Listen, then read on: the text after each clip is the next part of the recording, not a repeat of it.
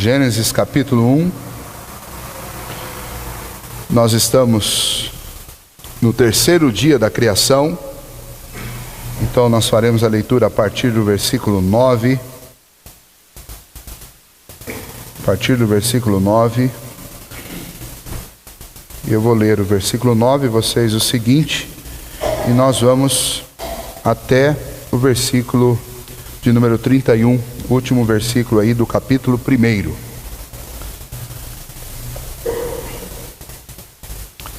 Disse também Deus: ajuntem-se as águas debaixo do céu num só lugar, e apareça a porção seca. E assim se fez.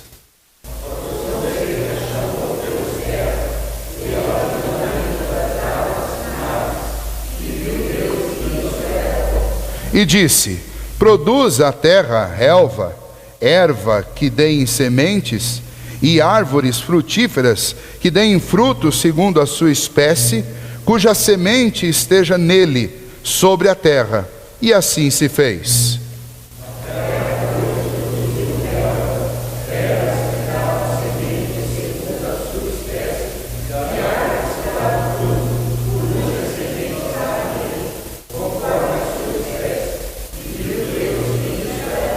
Houve tarde e manhã o terceiro dia.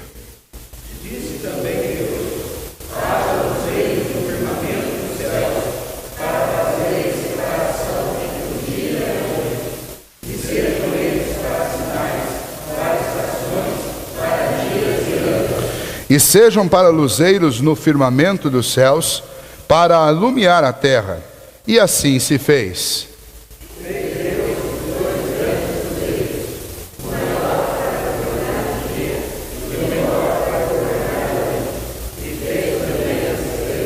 E os colocou no firmamento dos céus para alumiarem a terra.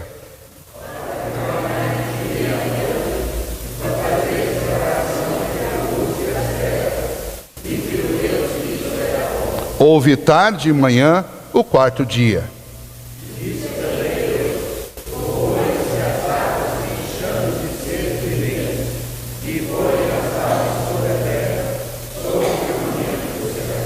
Criou, pois, Deus os grandes animais marinhos e todos os seres viventes que rastejam, os quais povoam as águas segundo as suas espécies, e todas as aves segundo as suas espécies. E viu Deus que isso era bom.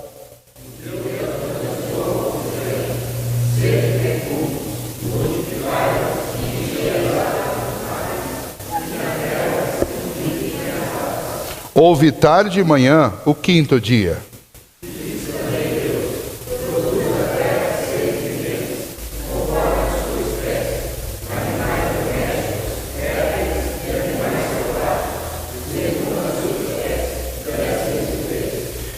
E fez Deus os animais selváticos segundo a sua espécie, e os animais domésticos conforme a sua espécie, e todos os répteis da terra conforme a sua espécie. E viu Deus que isso era bom.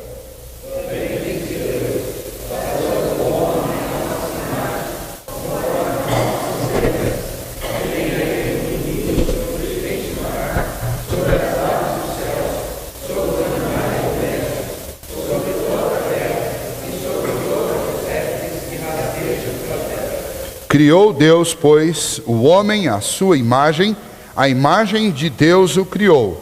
Homem e mulher os criou.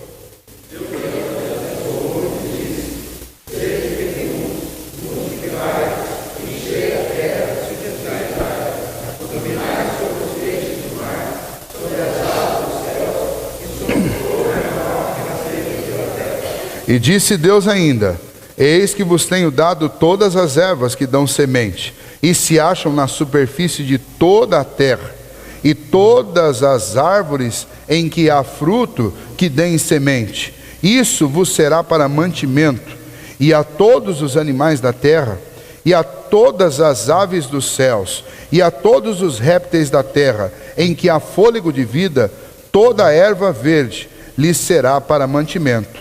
E assim se fez. Viu Deus tudo quanto fizera, e eis que era muito bom. Houve tarde e manhã o sexto dia. Muito bem. Vamos orar mais uma vez.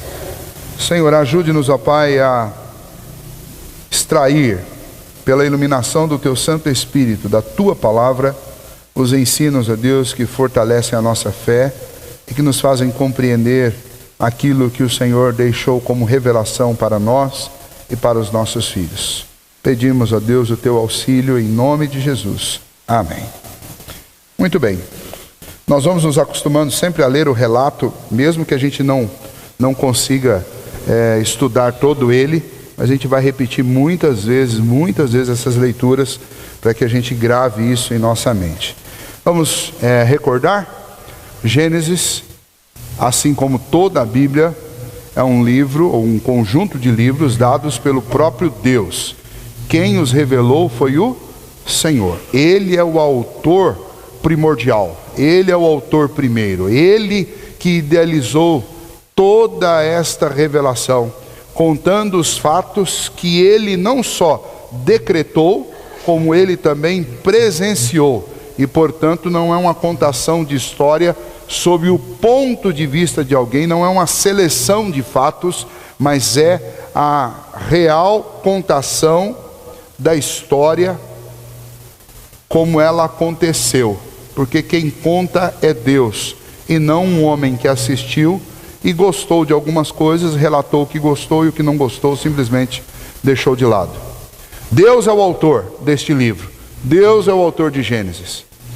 Há um autor humano que foi usado pelo Senhor, foi inspirado por Deus para escrever. O nome dele é Moisés. Moisés escreveu isso num período em que o povo hebreu estava sendo tirado do Egito e levado para a terra de Canaã, para a Palestina. Nesse período, precisamente, Moisés recebeu de Deus essas revelações. E embora estivesse num lugar que era deserto, numa jornada exaustiva, Deus lhe deu condição de fazer registrar isso. E ele registrou para que essa história fosse contada e a fé dos hebreus fosse novamente estruturada, embasada, fosse recuperada, uma vez que eles viveram cerca de 3 séculos numa terra onde havia muitos ídolos, havia um povo politeísta. O povo egípcio naquela época servia muitos deuses, e eles ensinaram e aculturaram os hebreus as suas muitas religiões. E agora o que Moisés está fazendo como instrumento de Deus é restaurar, recuperar a fé daqueles homens no único e verdadeiro Deus. No Egito existia deuses para todo tipo de coisa. E aliás, quase todos os animais, rios, astros celestes eram considerados como uma divindade. Então, Deus tem que mostrar que nenhuma dessas divindades são reais, é apenas fruto da imaginação desse povo. Deus é o verdadeiro Deus. Deus é o Senhor. Ele é o que se revelou a Moisés dizendo: eu sou o Todo-Poderoso, eu sou o que era, eu sou o que é, eu sou o que há de vir, eu sou o Alfa e o Ômega. E todos esses relatos de Gênesis, e não só de Gênesis, mas pelo menos dos 5 primeiros livros da Bíblia, vão mostrar Deus em todo o seu poder, criador, sustentador, governador, provedor de todas as coisas. Além disso, nós também falamos sobre Gênesis quanto à sua classificação literária. É uma literatura de gênero de narrativa histórica, né? É um livro de história, e é um livro de história diferente de todos os outros. Todos os livros de história que nós lemos, eles são uma interpretação dos fatos e uma seleção de fatos. Qualquer livro de história que você pegue, na realidade, ele não é um livro que conta a história como ela de fato aconteceu. Ele é uma interpretação da história na ótica daquela pessoa que escreveu ou que fez a pesquisa. E também não é um livro de história exaustiva, porque não conta toda a história, mas conta apenas uma seleção. Gênesis não é assim. Gênesis é um livro de histórias contado pelo próprio Deus. Não é interpretação dos fatos, mas é os fatos como eles aconteceram, organizado de acordo com a cultura dos hebreus, para que aquele povo que recebeu essa literatura... Existem aspectos literários, nós temos que admitir isso, que dizem respeito à mentalidade do judeu. Por isso que quando eu vou estudar a Bíblia, eu preciso me remeter ao contexto cultural, histórico dos judeus, para entender o que está sendo dito. Tá? Na semana passada eu dei alguns exemplos das estruturas que os judeus gostavam, e Deus concedeu este livro a Moisés, e Moisés escreveu usando essas estruturas, porque é a maneira que o povo judeu tinha para aprender. Isso é importante para nós, por quê? Porque os judeus são muito bons em guardar cultura, em guardar padrões. Especialmente a língua hebraica, em que o Antigo Testamento foi escrito, é uma língua que não está mais sujeita a alterações com o tempo.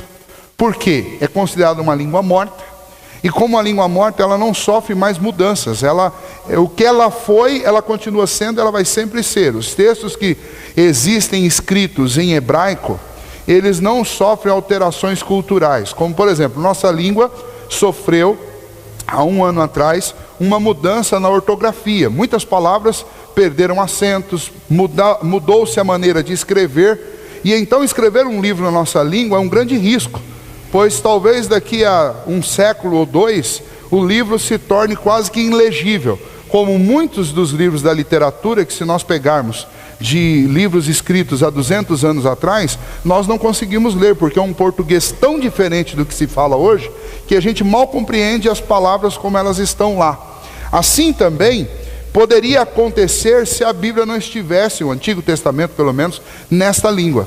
Como está numa língua que não sofre mais alteração, não importa quantos anos se passem, ou quantos anos tenham se passado até hoje, ou quantos ainda vão se passar. Sempre que alguém for examinar o Antigo Testamento, vai ter que recorrer ao hebraico, e recorrendo ao hebraico você tem um léxico que dá o significado das palavras, você tem livros que falam sobre o contexto em que esses textos foram escritos, e juntando o contexto, juntando o estudo gramatical, você vai chegar a uma conclusão do que foi dito. Sem sombra de dúvida, é o que está lá. E então isso é muito bom, porque Deus ter concedido tudo isso lá, especialmente dentro da cultura dos hebreus, foi uma maneira também de Deus preservar esse texto para que ele pudesse ser estudado por qualquer cultura em qualquer época. Imagine se Deus tivesse dado toda essa história para nós brasileiros com a língua portuguesa.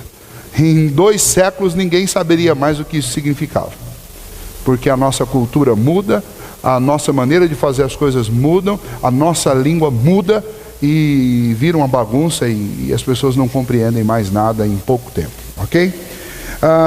Falando de estruturas, na semana passada eu falei que Gênesis capítulo 1 tem várias estruturas. Uma delas é uma estrutura de desenvolvimento. Você tem um versículo que conta uma criação, e a partir do versículo 2 você tem essa mesma criação contada de uma forma mais detalhada. E no versículo 3 há mais detalhes, e no 4 há mais detalhes. Então, a maneira como os judeus gostavam de escrever e gostavam de entender as coisas, era exatamente partindo de modelos de revelação, modelos de explicação, em que você parte de um argumento menor para um argumento maior, e você vai sempre aumentando os detalhes, o detalhamento disso, de forma que você vai fazendo uma abertura, vai aumentando o conhecimento. É o que mais ou menos nós fazemos com as crianças na escola. Então você manda um garoto para a escola, lá no primeiro ano ele vai ouvir uma informação sobre a descoberta, por exemplo, do Brasil. Depois no segundo outra, e no terceiro outra. E aí você vai acrescentando informações para que ele conheça a história. Ninguém chega lá para uma criança no primeiro ano lá do primário e explica os detalhes como eles foram. E se você continuar estudando história e fizer uma universidade de história, e depois fizer um pós-doutorado de história, você vai descobrir que existem mais detalhes e mais informações. Ou seja, você dá uma informação e depois vai acrescentando. Gênesis é assim. Do capítulo 1 para frente, em todo o Antigo Testamento, você vai tendo uma revelação se tornando cada vez maior e mais detalhada. Isso é uma estrutura que nós vimos, e Gênesis está montado assim, a criação também está montada dessa maneira. Se você observar, nós terminamos o capítulo 1 lendo sobre a criação do homem. Quando nós chegamos no capítulo 2, nós temos novamente a história da criação do homem. Ou seja, Deus está criando o homem novamente? Não. Moisés está escrevendo a criação do homem de uma maneira mais detalhada. Ok? Uma outra estrutura que nós vimos na semana passada é uma organização de informações para que elas sejam mais inteligíveis, para que seja mais fácil de você guardar. Então, na hora de organizar a contação da criação, Moisés vai organizar da seguinte maneira: se você pegar o primeiro dia, o segundo dia, o terceiro dia, Deus está criando o ambiente do universo inteiro. Se você pegar a partir da metade do terceiro dia, do quarto, quinto e sexto dia, Deus está povoando o que Ele fez.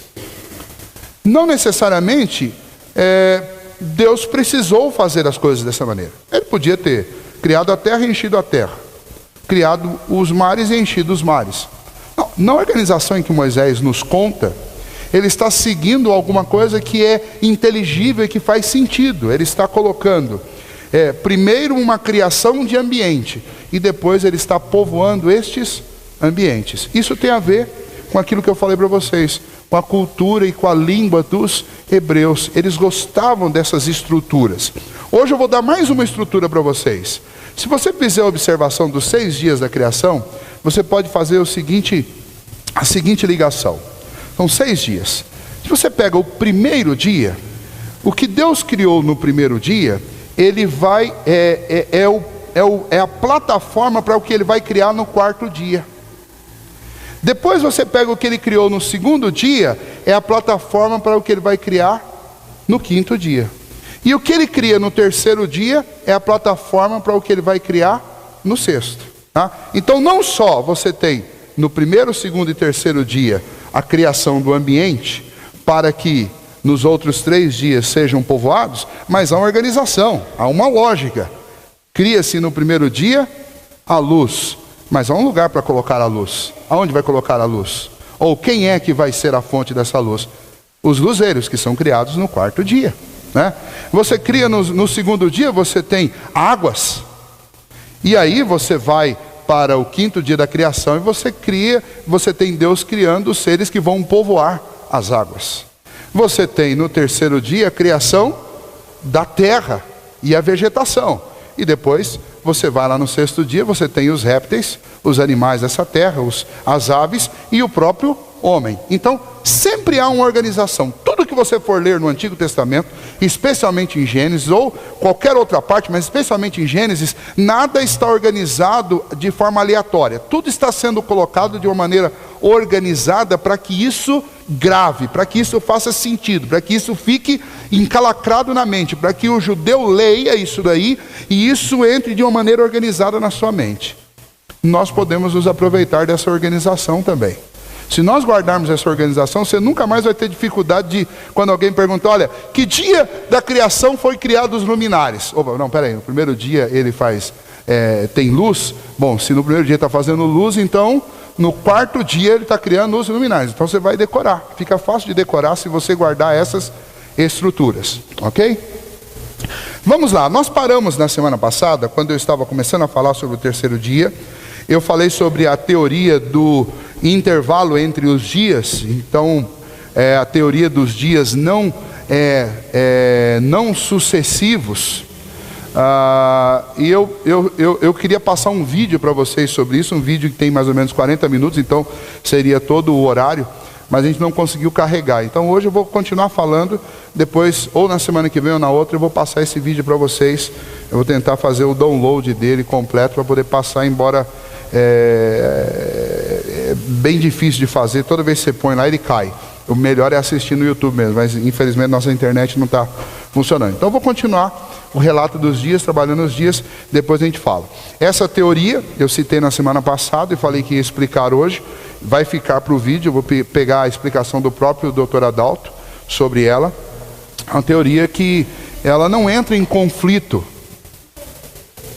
Não, essa daí não.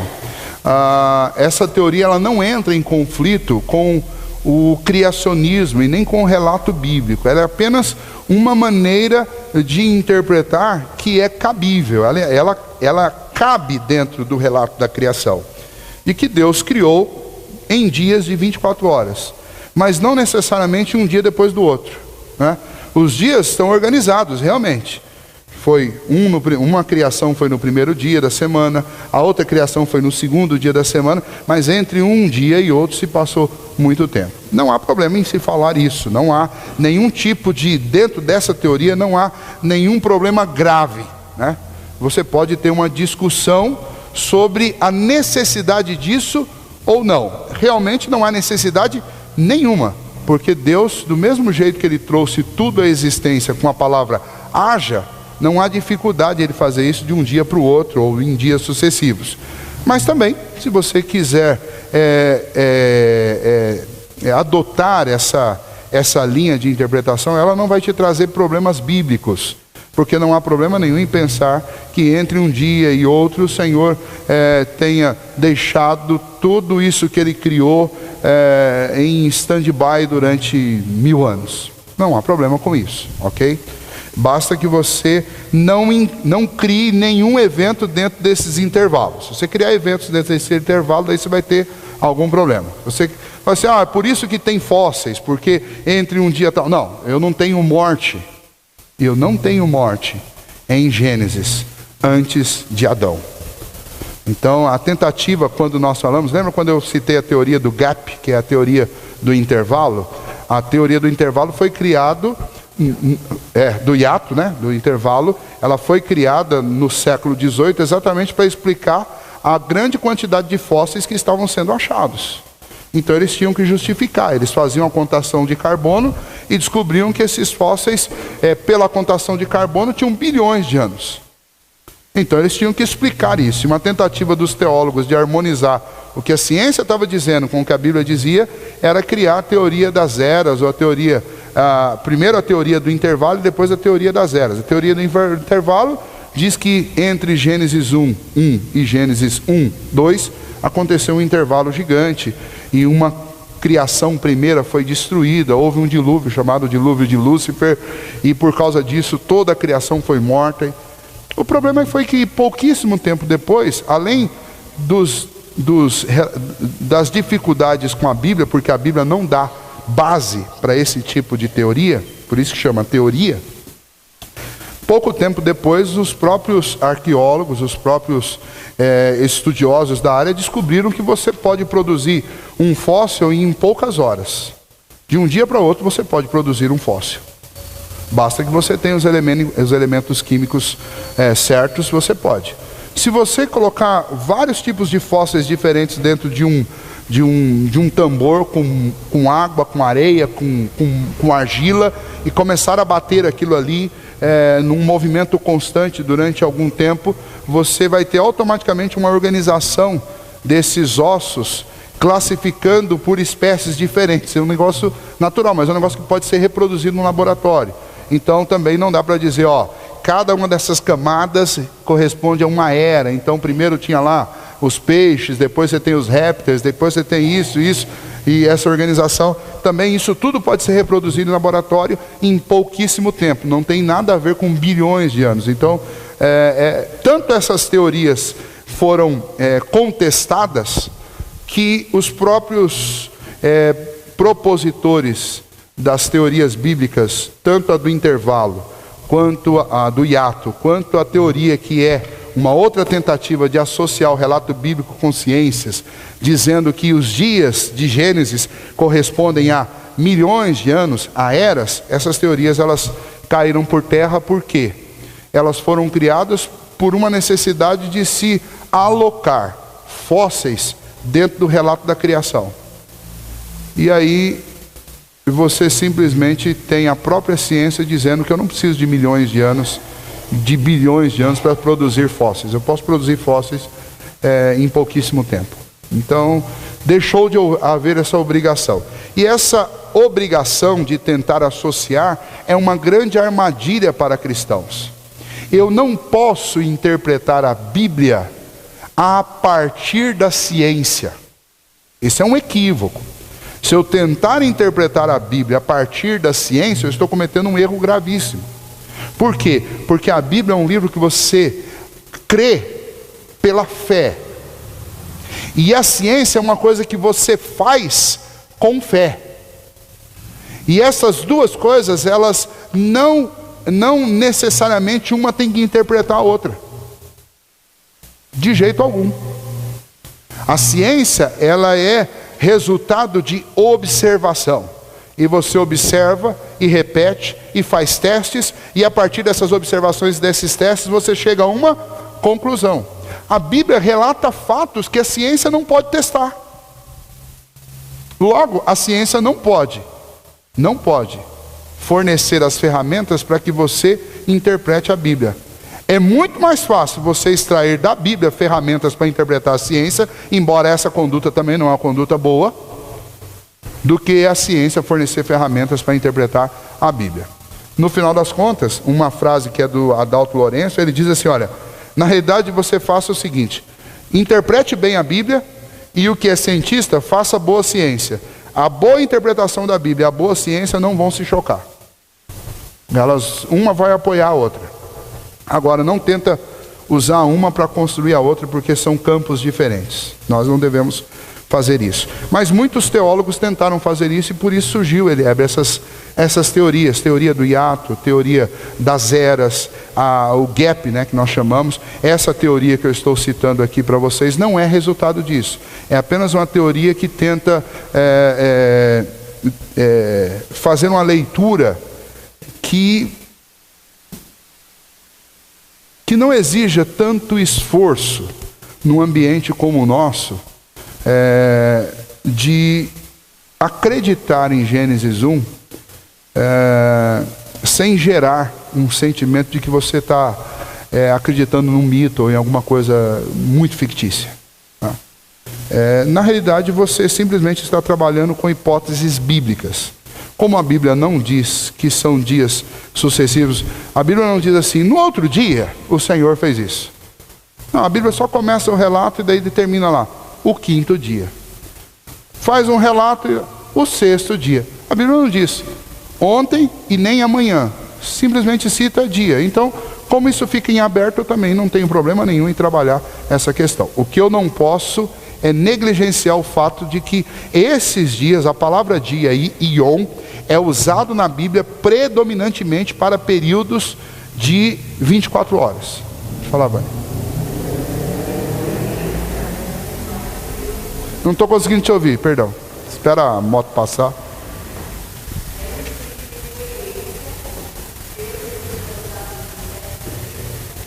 Não, porque a ideia de descanso não tem a ver com o fato de Deus. Primeiro, ela não tem a ver com o fato de uma necessidade de Deus. Porque Deus não tem necessidade de descansar. Então, o dia do descanso, quando você vê que no 7º dia Deus descansou, essa é a criação da semana. Agora, Deus pode ter criado a semana no período que Ele quisesse. Enquanto não havia homem, não havia necessidade de você estabelecer um período de semana. A semana, ela se torna necessária quando você tem homens racionais que vão trabalhar e que vão gastar o tempo dele construindo coisas. Eles vão precisar de descanso. Os animais, para os animais e para todos os outros seres que existem na criação, a semana é irrelevante. Nenhum animal, nenhum pássaro, nenhum peixe sabe em que dia da semana eles estão. Quem precisa disso é o homem. Por isso você só vai ter o dia do descanso depois que Deus cria o homem, e não antes. Então não importa qual o intervalo entre um dia e o outro. Importa uma coisa, que depois que Deus faz o homem, aí sim, Ele vai e estabelece o dia do descanso. Tá? Então não há incoerência nesse sentido, porque primeiro que não é a necessidade de Deus. Segundo, que Deus só vai estabelecer um dia para descanso depois que Ele cria o único ser na criação que depende de se organizar para descansar, que é o homem. E isso está lá no último dia, no 6º dia. Então, aí fica tranquilo. Tá? Mas eu não vou gastar mais tempo falando sobre isso, porque vocês vão ouvir uma palestra aqui, um vídeo muito legal, falando especificamente sobre isso daí vocês... Aí depois a gente faz algumas perguntas e a gente discute um pouquinho, ok? Vamos lá para os eventos do terceiro dia. No terceiro dia, versículo 9, disse também Deus: ajuntem-se as águas debaixo do céu num só lugar, e apareça a porção seca. E assim se fez. Nós temos a criação do quê? Nós temos a criação de um grande continente e nós temos a criação do mar. Tá? O versículo 10 diz, olha lá, a porção seca chamou Deus terra, e ao ajuntamento das águas, mares. Quantas porções secas Deus fez? Uma, porque diz, a porção seca chamou Deus de terra, e o ajuntamento das águas de mares. Então, nós temos aqui a criação, o relato bíblico da criação da Pangeia. Quando nós vamos estudar a literatura grega, os livros gregos, as histórias dos gregos, nós vamos encontrar essa palavra Pangeia nos livros de história deles, como sendo uma referência a um grande continente que existia antes da grande enchente que dominou toda a terra. Então, esse conhecimento não é um conhecimento específico da Bíblia. A ciência não discute que os nossos continentes hoje, um dia eles estavam emendados, todos eles estavam conectados, eles formavam um grande continente chamado de Pangeia, tá? Então isso ninguém discute. E a Bíblia, o relato da criação, ele está completamente harmonioso com aquilo que nós já aprendemos com a geologia, com a ciência, que no princípio ou no início da vida humana havia um único continente, né, que é chamado de Pangeia. Versículo 11, e disse: produza a terra relva, erva que dê em semente, e árvores frutíferas que deem fruto segundo a sua espécie, cuja semente esteja nele sobre a terra. E assim se fez. Então, nós temos aí uma declaração criativa de Deus, que a terra produzisse árvores, ervas, e fruta, e legumes e tudo, está tudo incluído aí nessa criação da vegetação, e tudo deveria trazer dentro de si uma semente. Eu gosto tanto desta informação, porque você pode ter um contato com a revelação de Deus e com a criação de Deus todos os dias. Quando você corta uma maçã e você se depara com aquela semente, que especialmente na maçã ela está num lugar chato, né? Você tem que ficar recortando ali a maçã para tirar aquele miolinho ali. Aquilo ali é o dedo de Deus. Deus mandou que em cada planta dessa houvesse uma semente. Está lá. Todas as vezes que você vê uma semente dentro de uma fruta, de um legume, você está vendo uma ordem de Deus se cumprindo dia após dia em tudo que Deus criou. A dificuldade e a dúvida, pega seu texto lá, Tiago. A dificuldade e a dúvida essas plantas e estas coisas, elas apareceram instantaneamente adultas ou elas tiveram que crescer? Porque se elas tiveram que crescer, então nós teríamos aí um argumento para aquela teoria de que os dias são dias de 24 horas da criação, mas entre um dia e outro tem um espaço grande. Fala a citação, leia o texto e diga onde ele está, Tiago, por favor.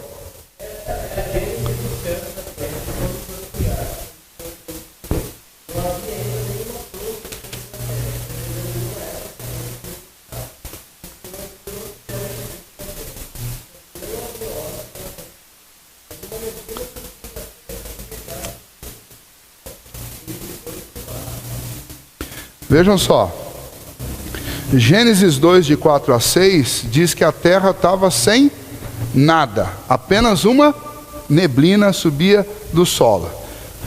Muito bem, Tiago, que dia da criação é esse daí? Por que você acha que é o sexto dia? Ok, então o Tiago está dizendo que esse dia aí é o sexto dia, porque é o dia da criação do homem. Mas se eu ler aqui o relato do terceiro dia, vejam só o que está escrito no terceiro dia, versículo 11. E disse: produz a terra relva, ervas que deem semente, e árvores frutíferas que deem fruto segundo a sua espécie, cuja semente esteja nele sobre a terra. E assim se fez. Versículo 12. A terra, pois, produziu relva, ervas que davam semente, segundo a sua espécie, e árvores que davam fruto, cuja semente estava nele, conforme a sua espécie, e viu Deus que isso era bom. A pergunta é, no terceiro dia, as árvores surgiram, as frutas surgiram, os legumes e os vegetais surgiram ou não surgiram? E por que lá no capítulo 2, versículo 4, diz que...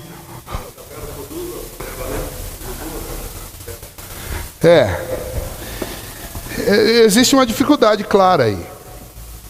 A dificuldade, ela está novamente na questão da estrutura. Vamos lembrar das estruturas? Os 3 primeiros dias Deus cria o ambiente, os quarto, quinto e sexto dia Deus povoa este ambiente. Vejam só, o capítulo 2, ele está relatando a criação do homem, tá? E este homem foi criado nesta terra. Lá no capítulo 2, você vai ter Deus criando um jardim. Bom, quando o texto fala que Deus está criando um jardim, não é uma criação nova, de uma vegetação nova. É o mesmo relato, só que no capítulo 2 o relato não está organizado em dias, e nem muito menos em dias sucessivos. O capítulo 2 está organizado de tal maneira que a criação do homem mostre claramente que Deus o fez como a coroa da criação. Que todas as plantas, os vegetais e até os animais foram criados para servir ao homem. Viu, Tiago? Então há uma estrutura aí. E eu vou explicar para você por que eu tenho que entender dessa maneira. Suponhamos que essa não seja a explicação. Que lá no sexto dia a terra estava só com um vapor por cima dela, tinha semente semeada em tudo enquanto é canto, mas nada tinha crescido. Então vamos imaginar o seguinte, ó. Deus fez o que no quinto dia? Deus povoou os mares, certo? No sexto dia Deus povoou a terra. Muito bem.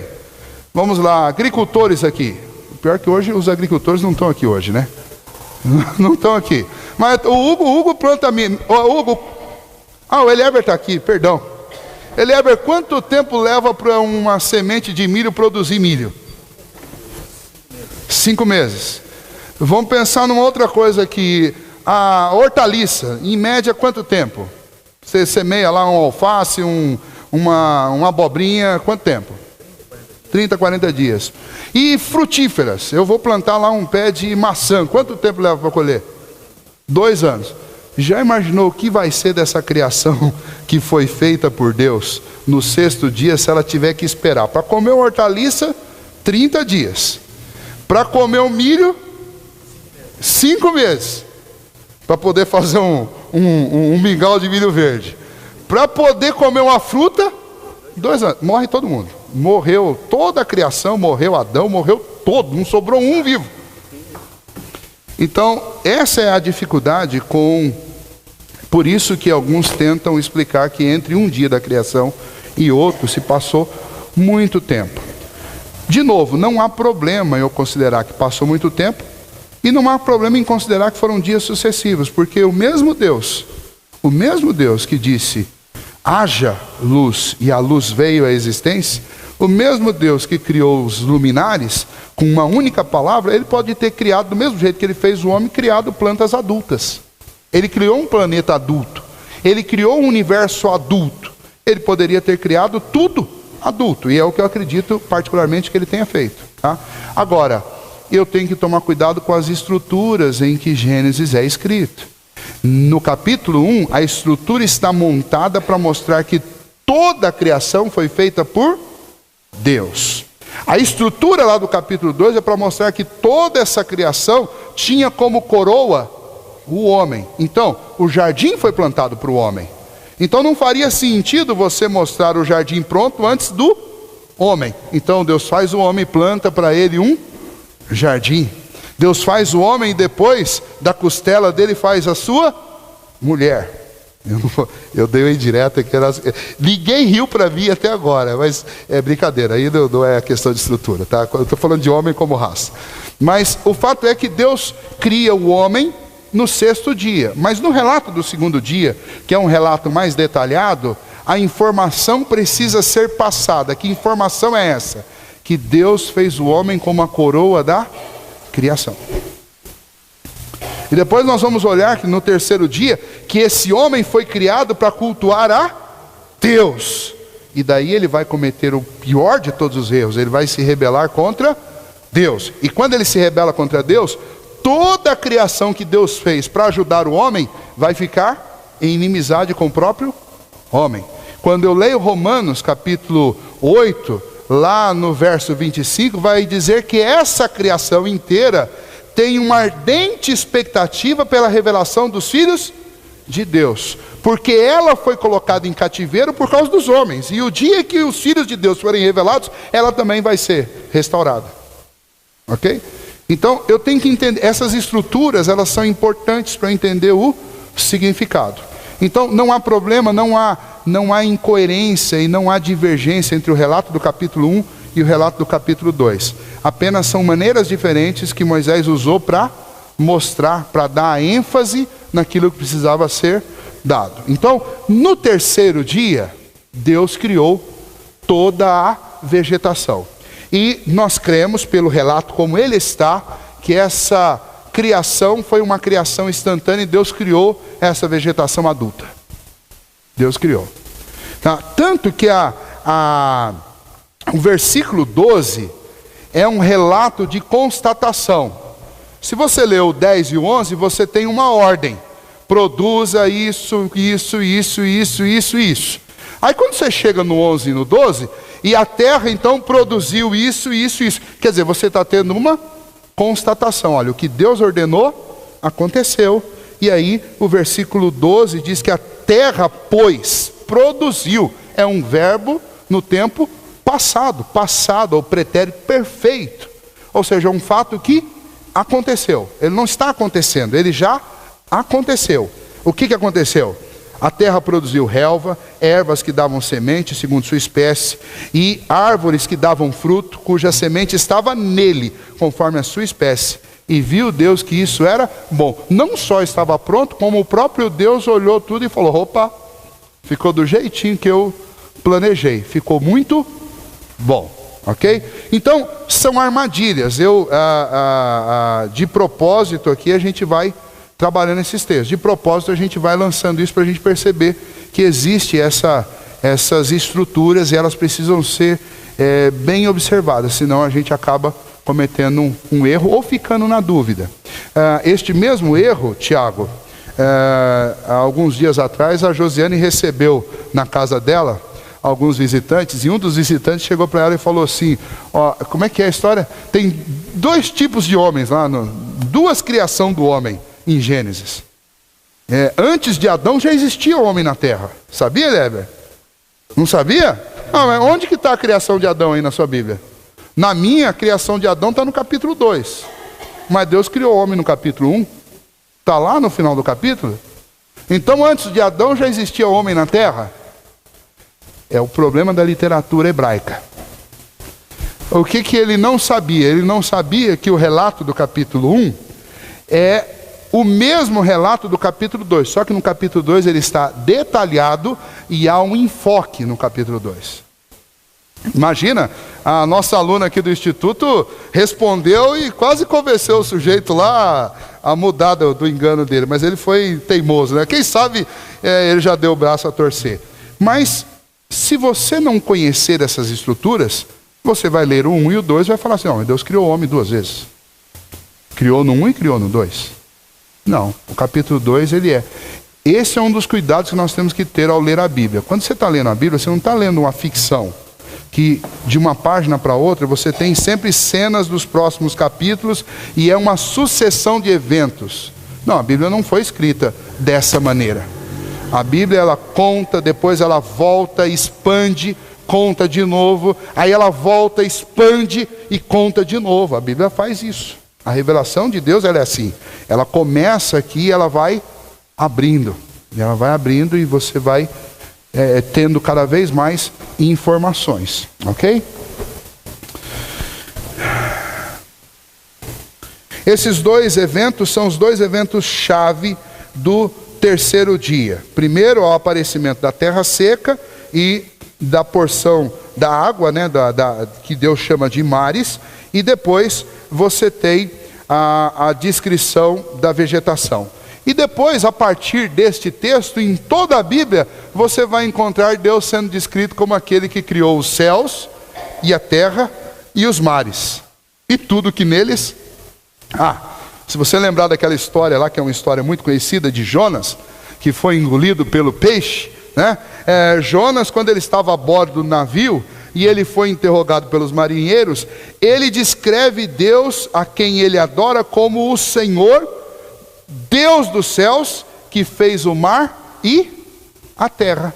Então você não tem nenhum dos personagens bíblicos discutindo que quem criou o mar e a terra é Deus, de acordo com o que está em Gênesis 1. Os israelitas no deserto, para quem Moisés estava escrevendo, eles tinham um problema sério com isso. Por quê? Porque havia uma entidade lá no Egito que era o Deus do mar, e tinha outras entidades, como Ra, por exemplo, que era o Deus do pó da terra. Então eles adoravam esses deuses, os egípcios, como os deuses que tinham criado estas coisas. E então Moisés precisa mostrar para eles, através do relato da criação, que a porção seca, chamada terra, foi criada e nominada por Deus. E a porção do ajuntamento das águas foi criada e ela recebeu o nome da boca do próprio Deus. E Deus chamou mar. Quando a gente for estudar, eu vou fazer uma série de mensagens aqui na igreja, provavelmente no mês que vem, ou daqui 2 meses, no domingo à noite, falando sobre a saída do povo do Egito. Cada um daqueles dias que recebeu uma praga lá no Egito, cada um daqueles dias corresponde a Deus mostrando para o povo que os deuses dos egípcios, na realidade, não existiam. E que Deus é que governava tudo aquilo.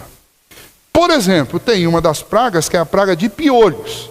Já imaginou que coisa terrível deve ter sido isso? Piolho. Naquela época eles não tinham microscópio para ver a cara do piolho. Hoje a gente tem. Se você quiser, entra no Google lá e pesquisa para você ver que coisa horrorosa que é um piolho. Agora, você já imaginou uma praga de piolho? Isso é uma coisa insuportável. Você não tem lugar para você dormir onde não esteja infestado de piolho. Pois bem, o Deus da terra que eles adoravam era o pó. Então eles adoravam, tinha um determinado lugar de adoração que era um pó, e eles cultuavam aquele pó, porque era o Deus criador da terra. Deus simplesmente transformou aquele pó em piolho. É como se Deus estivesse dizendo: você quer ver o que eu faço com os deuses de vocês? Eu vou transformar os deuses de vocês num grande problema para vocês. O Nilo era adorado como um deus. As rãs, eles tinham uma deusa lá que tinha uma cabeça de rã. Então aquelas pragas do Egito, elas não são aleatórias, e elas não são sem um propósito. Cada uma daquelas pragas tem a ver com uma divindade egípcia. E aqui nesse ponto especificamente da questão da terra, é exatamente isso. Quando Moisés deixa claro que Deus fez separação entre as águas e a porção seca, e a porção seca chamou de terra, e a porção do ajuntamento das águas chamou de mar, foi Deus que fez isso. Ele estava dizendo: quem criou o céu, a terra e o mar foi Deus. Vocês não devem esquecer disso jamais. E embora pareça uma coisa bem elementar e bem óbvia, nós não podemos esquecer disso. Porque são esses marcos que vão definindo nossa fé e nossa crença. Porque quando alguém chega: não, olha, isso aqui é parte de uma evolução de bilhões de anos. Não tem evolução de bilhões de anos, não. Isso aqui é obra das mãos de Deus. Uma sementinha dentro da maçã. Não, isso aqui é resultado da evolução das plantas. Não tem evolução nenhuma, não. Isso aqui é dedo de Deus. Você já viu a sementinha da hortelã? A sementinha da hortelã parece uma pulguinha preta na folha da hortelã. Quem pôs aquela sementinha ali? Foi Deus. Deus. É obra de Deus.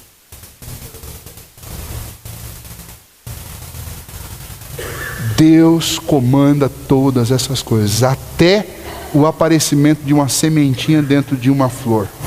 É Deus. E eu não posso tirar isso da mente. E é isso que eu preciso ensinar para os meus filhos. Eu preciso fazê-los crescer ouvindo todos os dias que Deus é o responsável, é o autor, que brilhantemente fez as coisas desta maneira, para ser cultuado e adorado por nós desta maneira. Nós temos canções e a gente gosta de cantar coisas abstratas. A gente gosta de cantar que Deus é tremendo, que Deus é incomparável. E a gente gosta de cantar essas coisas. Mas era muito melhor que a gente cantasse: Deus é o Criador do céu. Deus é o Criador da terra.